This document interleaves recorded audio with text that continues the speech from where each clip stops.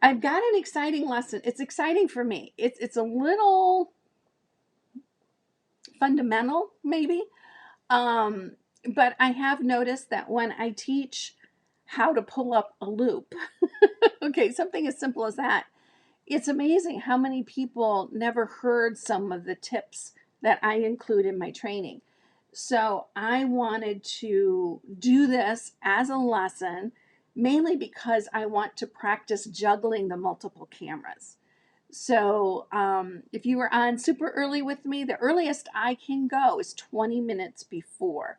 So I popped on just a few seconds after 20 minutes before, and I did a quick test of all the cameras, and they appear to be working. So now it's just a matter of see how it works into the lesson. No pressure, right? I got my tea. I'm good.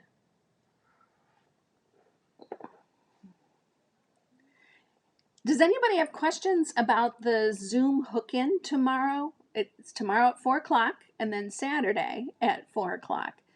Um, there is a little bit of an app that you download, but you never, ever, ever open it. You just click the link that I tell you to click in the instructions, and then it'll walk you through. And then once you get there, it'll say something about maybe the host isn't ready or whatever, or you're there by yourself. You just leave the meeting and get out. And then tomorrow at 4 o'clock, all you have to do is click the link and you're in. Okay, your camera comes on. If you've given it permission, you do want to allow your camera, you want to allow your microphone. You might have something that you want to hold up and show us. We've had a lot of people who are like, okay, done. And then they hold up their completed project. So it's become sort of a thing. So I hope you'll join us for that, because this whole connecting thing that we're missing, it's what rug hookers do, right? We go to our meetings, which are once a month or once a week or however often your group meets. Some people are lucky enough where they have multiple groups, right? And they go to a bunch of different places. Everything's closed. None of that is happening. Partly because we're all in that age group, where it's a little bit more dangerous and it's a close quarters and just not safe right now. So this is one way to get that. And if all you want to do is hook in the background, that's fine. Some people will take their camera and just point it at the ceiling. You can do that if you want. You can once you get in, you can turn your camera off. But it is fun to be able to put a face with a name and to begin to recognize people, every time when you come. We're meeting 3 times a week. So you do get to know people a little bit. And I think when this whole period of our lives is complete and we can return to normal, I think what'll happen is that I will continue with these virtual hook-ins, probably just once a week. Not sure what time. It might be the Saturday at 4, because maybe that'll work for a lot of people. I don't know. I'll probably survey people tomorrow and find out what is a good time for everybody. And then that'll become part of the Rug Hooking Journey membership. So Debbie had a good point.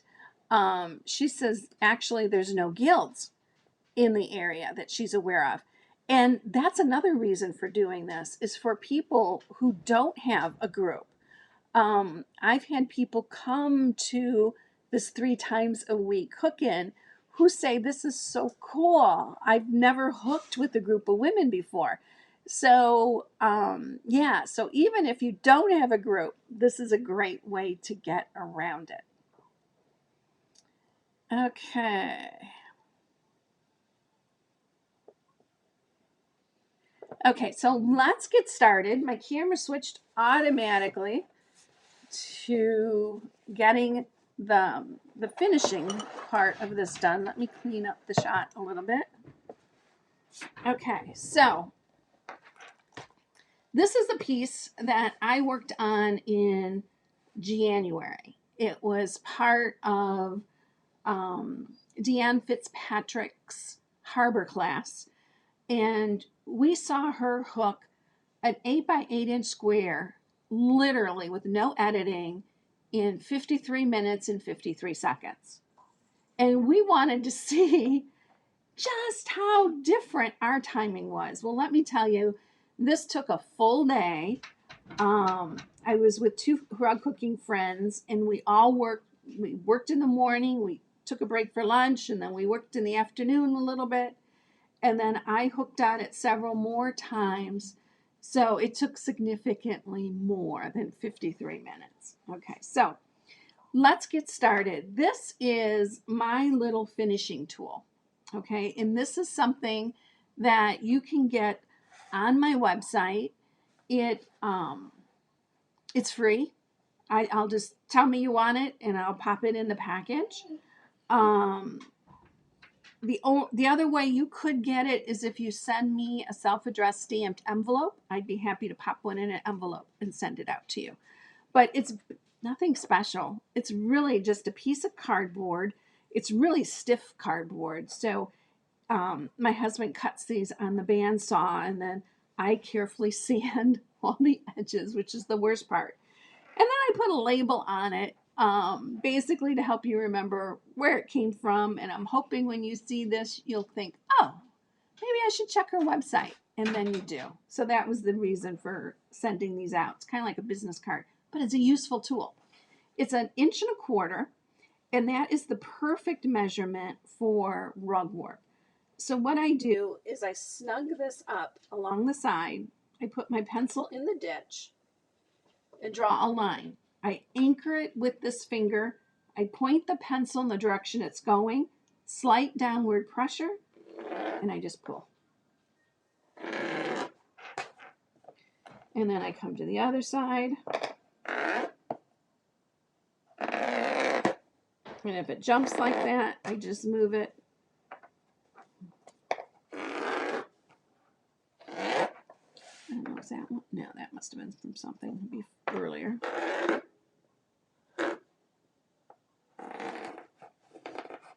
Okay, so now what I've drawn is the cut line. So from here, and if you're finishing your very first piece, this is the scariest part ever, which is cutting it off. Nothing fancy here. Which line was this one? If you've got multiple lines like that, you might want to go over it with a marker. But even with my crappy eyes, I can see the pencil line just fine, and it doesn't have to be perfect.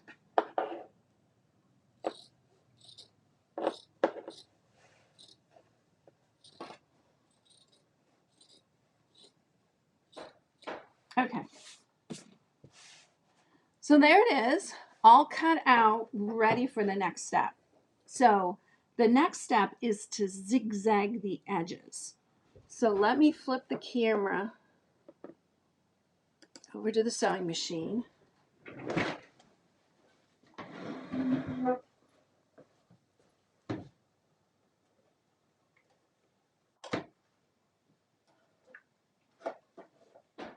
Oh, it's not plugged in.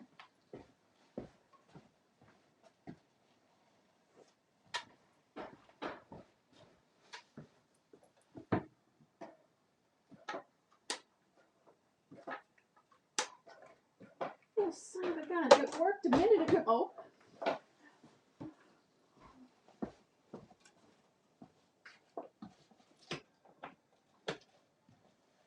Hold on. I'm having trouble getting the sewing machine turned on.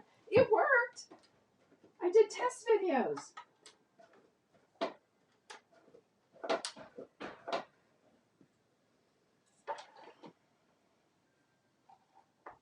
Let's turn it in all the way. Okay, let me try a different plug.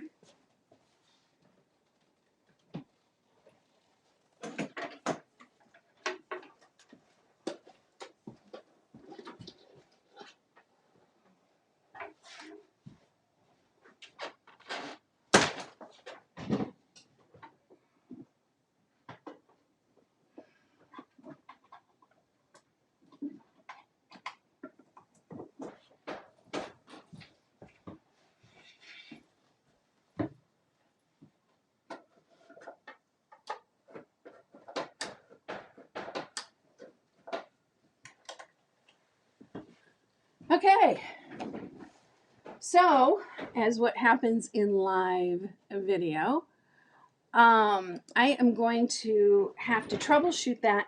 It worked for a test. I even sewed it and recorded it on scrap paper, on scrap backing, and then reviewed the video to make sure you could see it from that angle. Hi. Okay, so I will have that for you next time. Okay, so that turned out to be a quick lesson. Okay, so let's talk about how to rug hook. Okay, I just have to roll this over here so that I can get at it.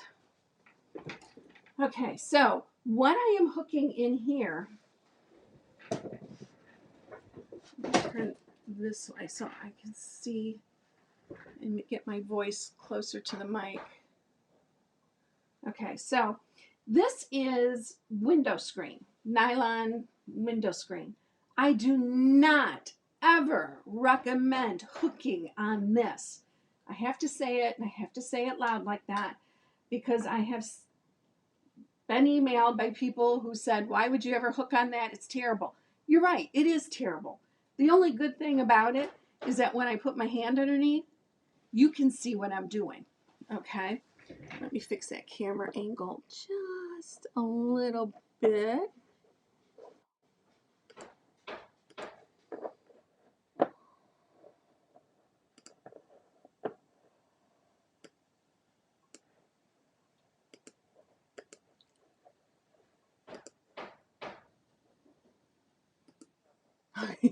That's as good as it's going to get for now. Okay, so with your hand underneath, you're going to find a hole and bring it up. Now, if you are hooking a design, and you almost always are, right?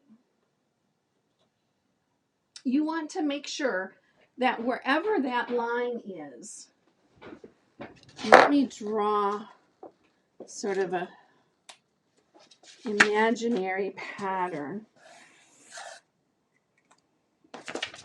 You know, if this was your pattern, you would want your loop to be slightly inside.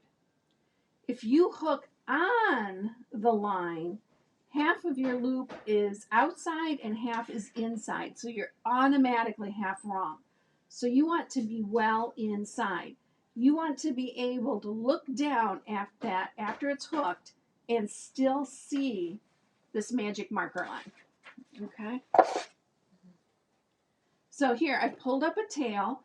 You can leave about 1 inch to 3/4 of an inch, whatever you feel comfortable with.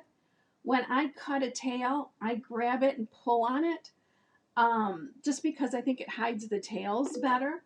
So I like a piece that I can get a hold of, and it's my wool. So I was told that I waste wool by doing that, but you know, that's the way it goes. You're going to pull up a loop, and you're going to pull it up as tall as it is wide, or slightly taller. You don't want to pull it up too low, because what happens when you pull it up too low is that you end up with hard little loops instead of nice big squishy ones.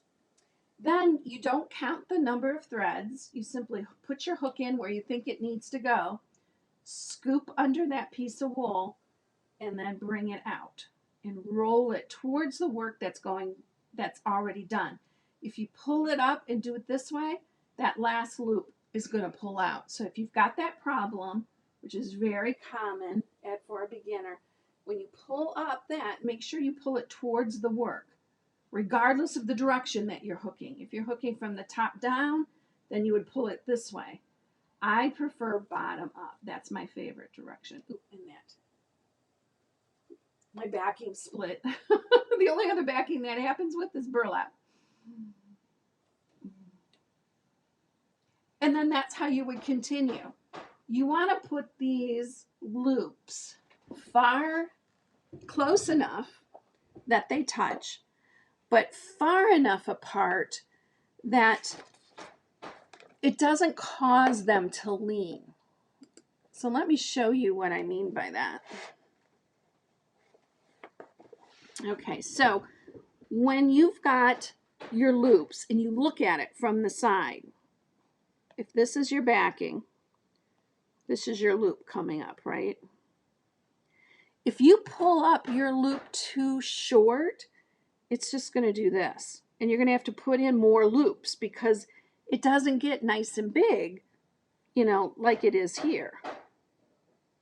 So when you put your loops too close together, what you are going to begin to see is this effect. And I've seen it as extreme as that one over here. And what happens is if you drew a line through each of the loops, what you want to see is them straight up and down like these two. Okay, these are starting to get crowded. These guys right here are not good. Okay, they're too close together. You're going to get packing, and what that packing means is that it's going to put stress on your backing, which is already the weakest link in the whole process. So you don't really want to do that.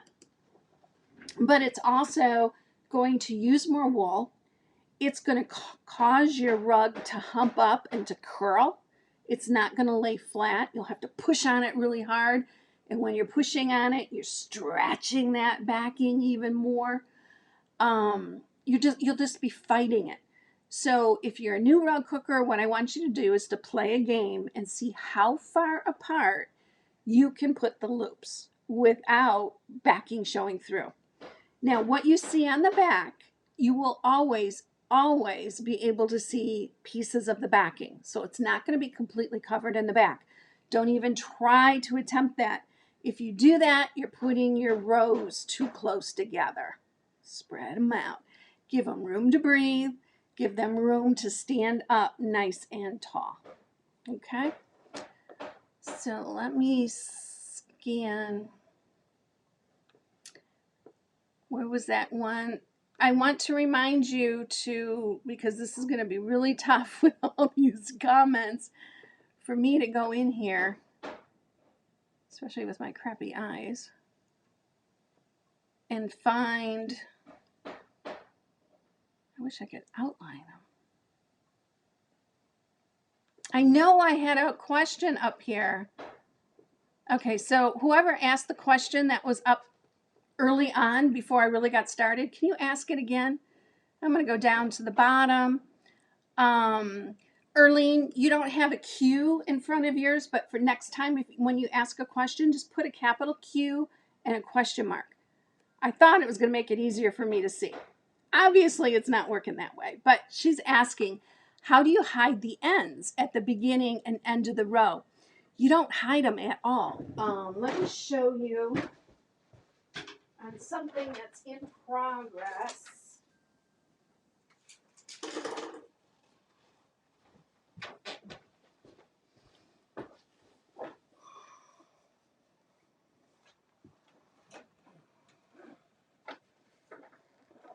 Change the camera. Okay, so in this particular little piece, you can see that I've got some ends here that I haven't cut yet, and I've got an end here, and actually, this is what I look for. I look for a little end that's completely surrounded. Once it's completely surrounded, I take a pair of offset scissors, which is up here on my magnet, and then I grab that tail and I pull on it and I cut it flat. That's the beauty of rug hooking. I would not cut this one because there's no hooking on this side, and I won't cut these until there's hooking over there. Generally, my stuff ends up being a little bit fringy, okay, until I go back around and go back at it.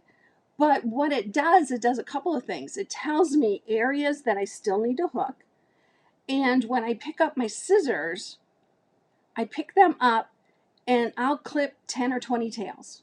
One thing that I recommend is don't grab two at once and cut them at once unless, okay, there might be a reason, unless you want your tails to show up. Okay, if you want your tails to show up, that's exactly what you do. You grab two and cut them at the same time. Always cut one at a time because you'll cut each one differently. And so they won't line up perfectly and they'll fade away a little bit more. By pulling on it, wool is slightly stretchy. Then you clip it, it falls back down a tiny bit. And I've never had trouble with my tails. I have tons of other techniques, but that's the main gist of it, is to be sure to do that.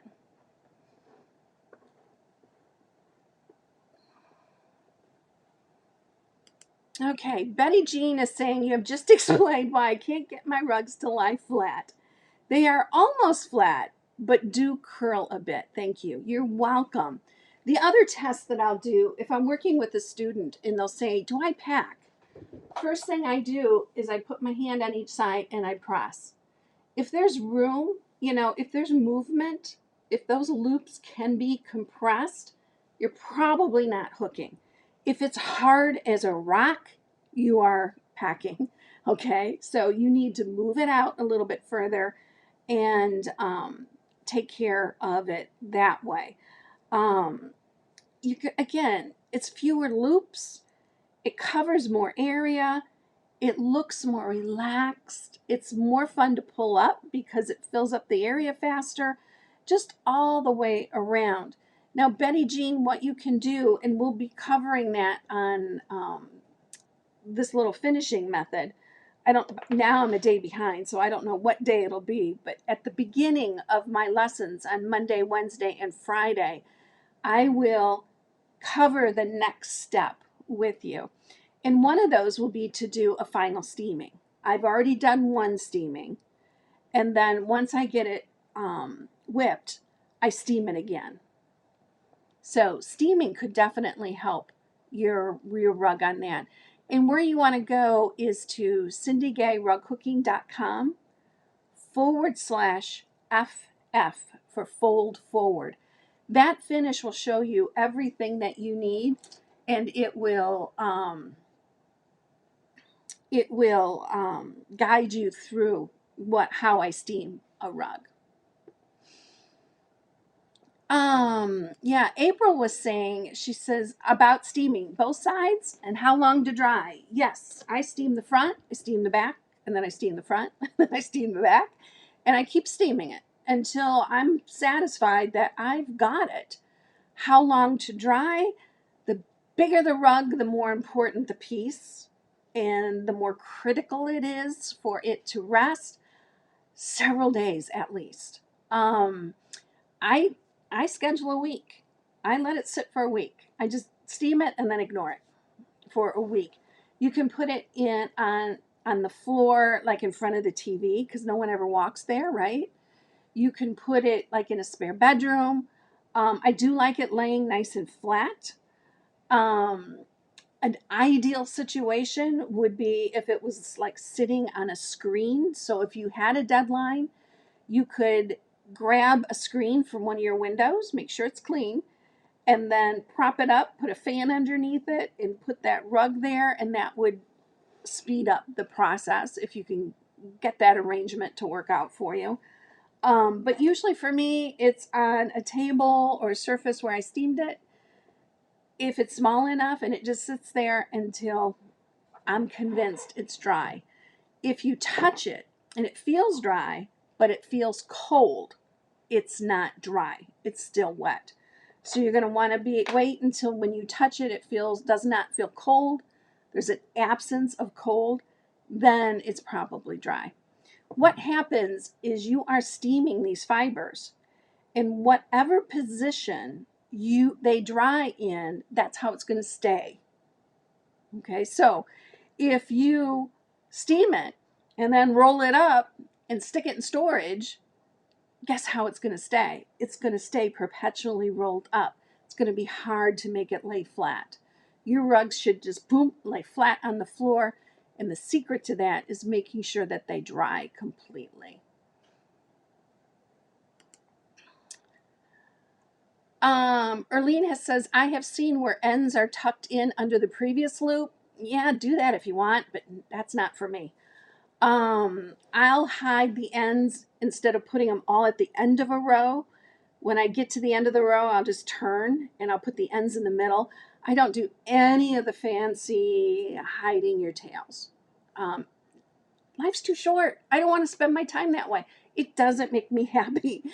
I just want to hook and then cut that tail and move on. I don't want it fiddly. But yeah, if you're doing it and it works for you, knock yourself out. Anna's question is, if you are doing rows of straight lines, what do you do about not having all those cut ends up against your border? I guess I answered that question in advance. I do a process. Let's go to the iPad for a minute. I keep forgetting I have to click on that.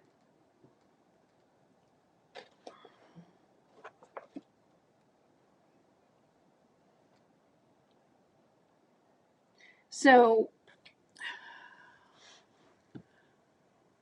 let's say we are filling up, and this is the situation that I'm guessing where you've got a border that goes this way. And you've got cut ends all the way around here. That makes me crazy. Okay? It's a waste of time. It's a waste of wool, because every time you bring that up, you're probably wasting a little bit of wool because you got to do another start. What I do instead is I'll come over like this. I'll turn. I'll end it there. I'll keep going. And it ends there. And it ends wherever. And what happens is you cannot find the cut tails. So that's the easiest way to hide your loops, in my opinion. Okay. Ooh, Lana is asking, steaming acrylic yarn, will it melt? I don't know. I would do some testing. Chances are you got some of that yarn laying around to stick it, on something that you don't care about, and see if it melts. Might muck up your iron, but if you get it right away, it's usually not too bad. I don't know. I don't have any experience with that. I hook with 100% wool, mainly because 100% wool is going to stay clean, and that's the feature that I want. Acrylic will get dirty faster. It will hold the dirt. It will pill, and then maybe it'll melt under the steaming. I don't know. You'd have to try it. You can always do a steam cloth, which I recommend anyways. Even with wool, I do that because it helps the steam to go a little faster. Again, the instructions for that are on cindygayrughooking.com/FF.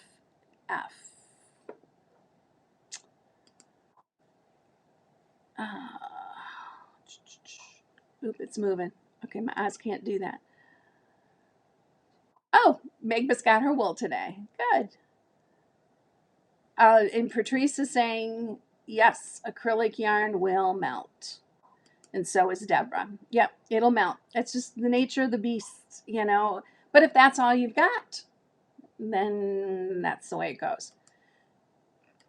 Joan is asking, do you hook your wool right side up? Holy moly.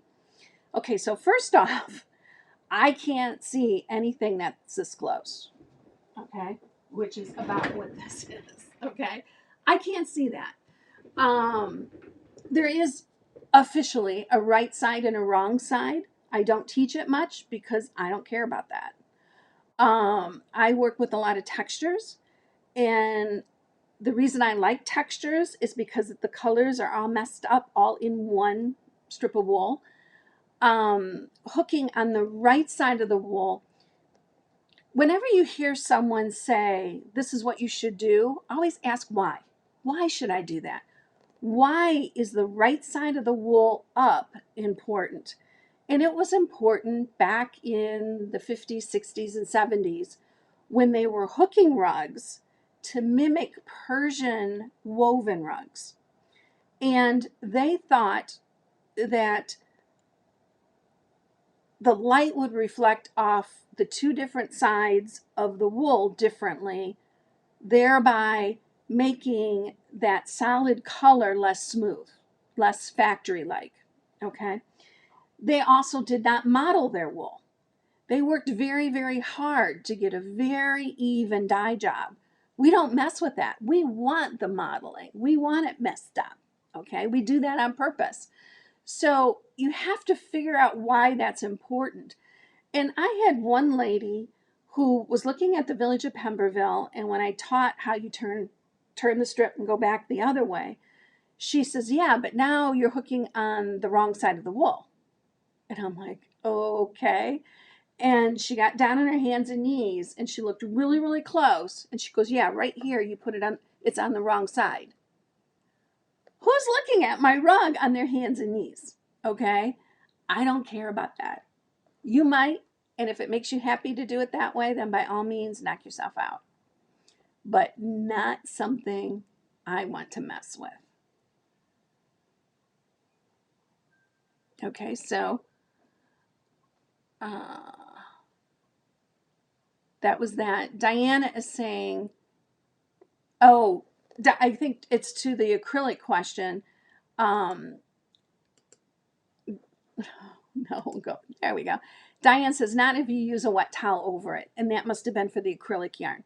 Yeah, and even wool, I use a wet towel over it. Read my steaming instructions on cindygayroadcooking.com/FF, and I'll tell you in excruciating detail. That is the long post. It has a table of contents this long because the article is really, really long.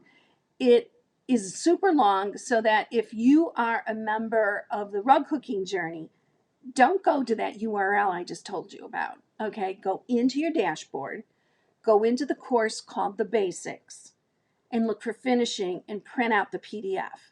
That way you've got something that you can have beside you and you can work at it from there, and that'll work a little bit better.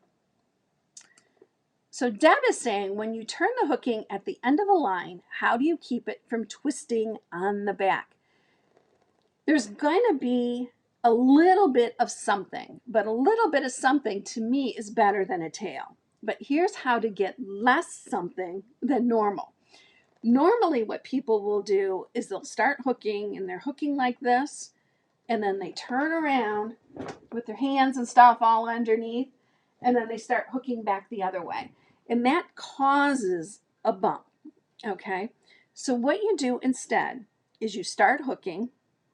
When you get to the end of the row, instead of turning everything around and coming back the other way, what you want to do is hook one loop sideways, but keep your hands in everything as if you're hooking this way. Okay, does that make sense?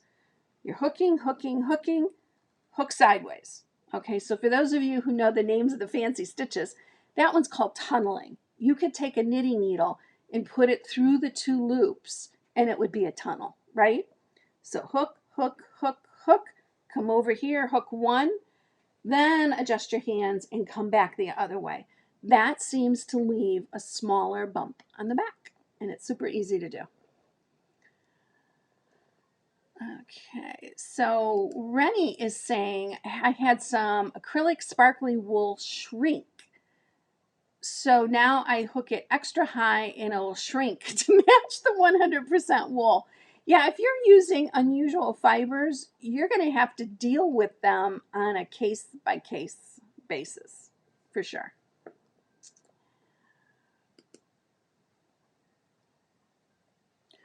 Who? Anne said she had to answer the door. Brother-in-law delivering homemade lasagna. Oh, that is awesome.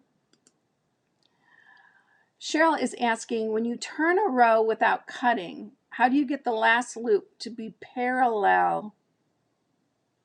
When you turn a row without cutting, how do you get the last row to be parallel? It does end up parallel. You know, you're hooking, you're hooking, you're hooking, you hook over here, and then you go back the other way. Test it. Try it. Try it. Try it right now. If you're home and your frame is in front of you, just go off to the side of your pattern and try that method and then come back the other way. It works very, very well. Joan is asking, I hook with dyed wool and it has a right side and a wrong side. So how do I keep the right side up? That's up to you, Joan. I don't mess with that. If it's different significantly on the other side, then it's obvious. You pull up one or two loops and you go, oh, wrong side. You pull it out, you flip it over, and then you start hooking. I usually don't mind if it's slightly different. When I'm hooking a motif, say for instance, like, my little toolkit here, when I'm hooking a flower like that, I'm using so many different wools. I almost never nowadays use one wool to hook a complete motif. I'm using a collection of wools to hook that. So if that wool is slightly darker on the other side, yay, bonus, 2 for 1. I don't really worry about that. You'll have to find a teacher who cares about that kind of stuff to help you with that, because I don't mess with that.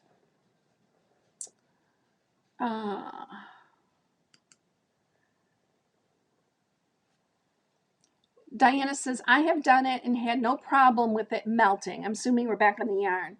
If you put the iron directly on the yarn, it will melt. Yes, I would think so.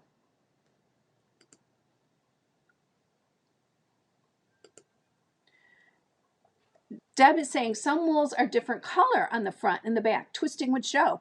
Hopefully it shows. That's even better, right? When it's not all the same thing. Yeah, I can't think of a single reversible wool that I have ever used or have in my stock now that it wouldn't be appropriate just to let whatever side come up. I think it would be just fine. We need to relax a little bit. So Lana is thanking everybody for the acrylic tips. And Susan is saying sometimes with a 3-cut, the right side is easier to pull up as there are not as many cross threads as the back side. And for dyed wool, I use whichever side has the color I want. I think we're, a number 3 compared to what? A number 8? Both sides of the number 3 are going to be easier than a number 8. Okay, so I think we're splitting hairs here. You guys are getting lost in the forest. Jack, this is an art form. If there's a color that's not perfect, that's okay.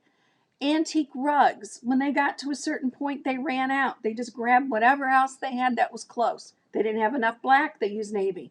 And they wouldn't take some out of this spot and move it over to here and move that black back. No, they just hooked that in solid navy. And that's how things were done. And we cherish that look. But for some reason, we're reluctant to do it ourselves, straight out the door. Okay, I am to the end of the comments. If you guys have any more questions, I'm going to give you a moment to do that. Jack's having a cow. What is wrong, boo-boo? You want to go outside?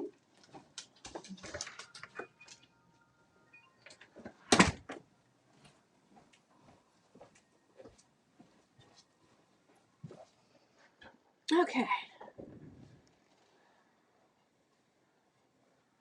Okay, so I don't see any more questions. I hope you guys will join me. Wait, I had some notes for stuff I wanted to do. I wanted to tell you about the hook-in tomorrow. And I want to do that reminder that if you've turned off Bluetooth on your device to get a little bit more internet speed, now's the time to turn it back on. If you've turned off, if you put your phones or tablets on airport, now's the time to take that off. I forgot last Friday.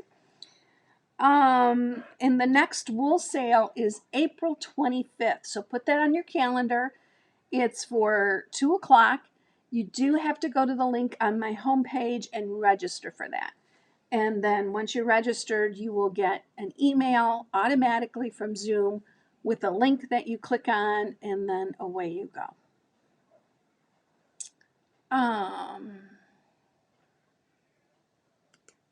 Yeah, Blue, good point. Perfection is an illusion. Perfection is not art in my mind. And you can prove that to yourself by studying rugs that you really, really like. And then, okay, yes, I like that. Now look at it. What's the technique like? The technique might be pretty messy. Okay. The ones that are stiff and solid and planned to within an inch of their lives, those can get a little lifeless. Okay, so be careful what you wish for. You want art, right? Because that's what we're doing. This is art. Lana is saying, does it matter what order you do the rug? Example, across the top, work down, sides, or work inward. Basic rule of thumb is you start in the middle and work your way out. You hook what's on top first, meaning if you've got a flower with a leaf over it, you're going to have to hook the leaf first. Hook the leaf first, then hook the flower. And then just kind of like work your way down. That's how you organize a rose petal. Hook the petal that you can see all of it. And then once you have that one done, then you could do the ones that are underneath that one. And then you could do the ones that are underneath that one. And that's how you get through a rose. You don't start at the outside and work your way in. It's going to be somewhere in the center. You know, usually a little bit out from the center where you can see the whole petal, but that's the one that you're going to start on. I don't hook anything solid. I'll hook, well, you can tell from this piece. You know, I've got a little bit over here. I got a little bit over here. I got a little bit on the other side. And part of that is because, yeah, I'm establishing this personality here. And then I want to like merge the two. Okay. The other reason for hooking all over your rug is that it gets all of your colors into the rug. You know, your second strip needs to be background. You should hook background immediately. Do not wait to the end of the rug, right? Because every strip you do today is a strip you don't have to do tomorrow. So, like I said, I never hook anything solid. My instructions on how to hook sky, when you're hooking a realistic sky, is you basically hook it loose and then you go back and you hook it again and you go back and you hook it again. Each time filling it in a little bit more until poof, it's filled in. If you tried to hook that sky from the bottom up solid, it's going to look like brick. And that's not going to look natural. So follow the instructions in the Pine Trees, Grass, and Sky, and it'll guide you towards an organic looking ground. Okay. Sorry about that. I forgot to put my phone on airplane.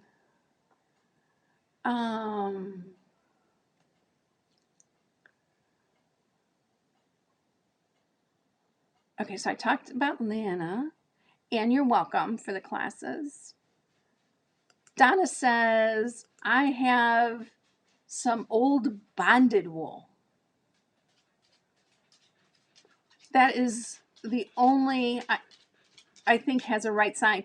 Probably. I wouldn't be crazy about using it unless you know what it's bonded with. Is that pH neutral?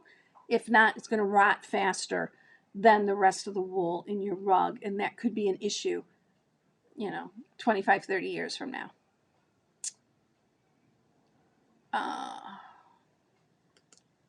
When you draw the cutting line before you finish, is it the same no matter the side of the rug? Yeah, it's all four sides. It's going to all have the same finish. The only time it would be different is if you're doing a footstool. And then my instructions for that is the bottom of the footstool needs to be longer if it's an upholstered footstool, because the upholsterer needs a little bit more fabric to be able to pull on and staple it into place. So yeah, it's all the same.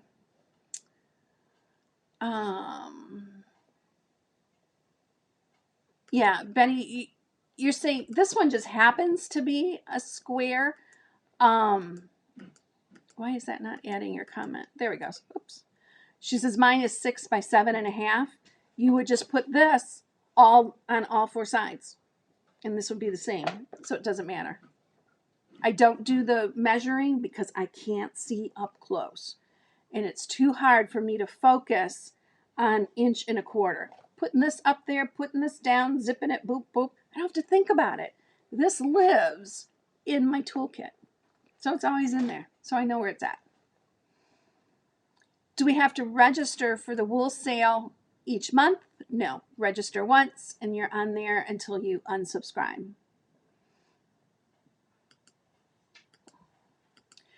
Jennifer says, I haven't been around for a while. I would love to see what you're working on. It looks pretty from here. What I recommend, Jennifer, is come to the hook-in tomorrow, okay? And then I'll show you all.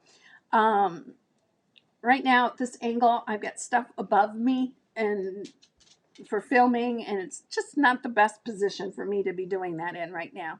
But come to the hook-in. Let me tell you all about the hook-in.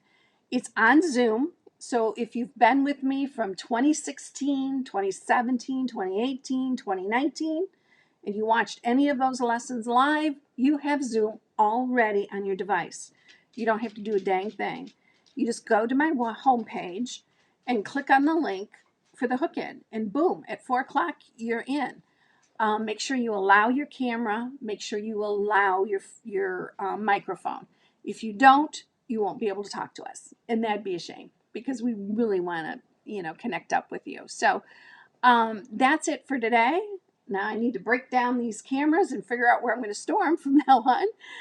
Thank you so much for being here, and I will see you all tomorrow at 4 o'clock right here. Pull up your hooking frame and come hook with me. Bye, everybody. Good timing, Jack.